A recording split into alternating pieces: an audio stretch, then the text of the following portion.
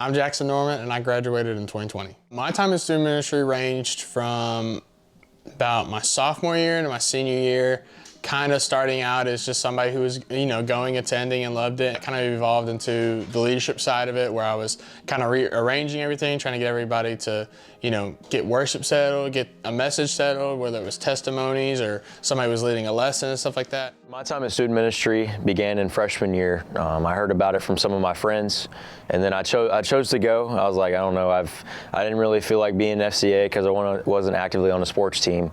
So I want to be in student ministry. So I tried it out. I went, and I wasn't looking to get involved or anything. But I came in. Jackson Norman was the leader there at the time, and I saw his leadership. I got involved one time. They made me get up there and share my testimony on freshman day, and little did I know that would really catapult what would be multiple times throughout the next couple years that I would be able to teach. So that was a really important mark for me. Sophomore year time, I wanted to do more. I knew I had that calling in my heart. I felt like the Lord was pulling me. He was just wanting me to do more. And so from there, that kind of led me to say, oh yeah, I want to help out. And then it turned into me leading that year and stuff like that. And so then I was really, jumping in with the Sharks in terms of trying to make sure student ministry was organized, arranged, and somebody was there to lead every week. And so from there, it just kept growing. I just had this call for ministry, and as that started to foster and develop, I just kept going. And so then by the time my senior year was around, it was banging. It was really good. Having like a leadership team behind it and having somebody up there every week. And it was fun. So if you were to ask me this at the beginning of the year, who should be the next leader of student ministry, who should take the helm next year, I wouldn't have been able to tell you. But so far throughout the year, I've been really impressed with the sophomore class, with a couple of the guys, but also junior Evan Norman. Honestly, I would be fine with whoever wants to take that leadership position. Typically, it is a senior, one of the leaders that will move on the year after they lead at student ministry. So I would be 100% open to pass it to Evan, but also I'd be open to passing it to one of the sophomores. I've been able to see a lot of leadership from a lot of people, which, as I mentioned, has not been something that I look forward to. I didn't really expect it, but lots of people have been open to lead. So in student ministry, I've never held a leadership position in any kind of aspiration like that before. Like I never did a lot of other clubs because it was always clicky, or it just wasn't my vibe or whatever. And so in this kind of realm, I was not only just being a part of it and had, kind of knew everybody there, and, it was something I felt a part of, but I was also in charge of leading everybody, and just make sure every week was organized and somebody was there and stuff like that. And so in that week, it just kind of gave me those skills of how do I organize something, how do I track for time and stuff like that. And it was just, we tried to do a lot more than what past generations had done with it as well, that I'm able to apply to my skill sets today.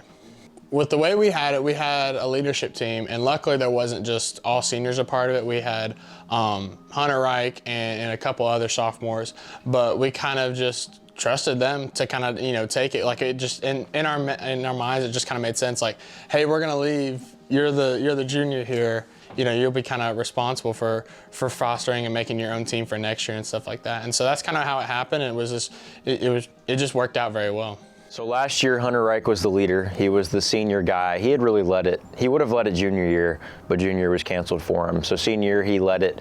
And then at the end of the year, he kind of hinted at that I would be the up and coming leader for that role. So I just kind of accepted it. I knew that it was one of those situations where I've never desired completely to be in a leadership role. It just kind of happens. So that was another situation of that. Hunter told Miss Robinson, the club sponsor, that I was the next in line, and I kind of assumed it. And over the summer, I had a lot of thoughts about what I should do, how I should make it better. And then, yeah, we're in full swing with it. So I think up until junior year,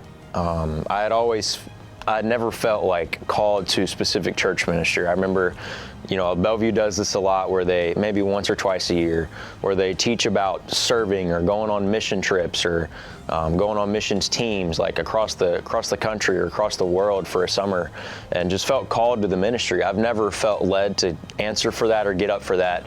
So before junior year, I had zero to little career aspirations. And then junior year hit, I got super involved in the media program at Arlington, producing my own shows, anchoring my own shows, commentating and broadcasting.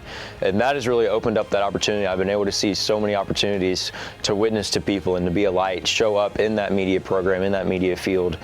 So right now, that would be the leader in my career aspirations, to go somewhere, study journalism, study sports broadcasting, one of those areas. But I'm not 100% yet. I still want to keep full-time ministry as an option because I feel like I could be decent at it. I love teaching. I have that passion as well. So I'm really just trying to balance and see what God's will is for my life through prayer.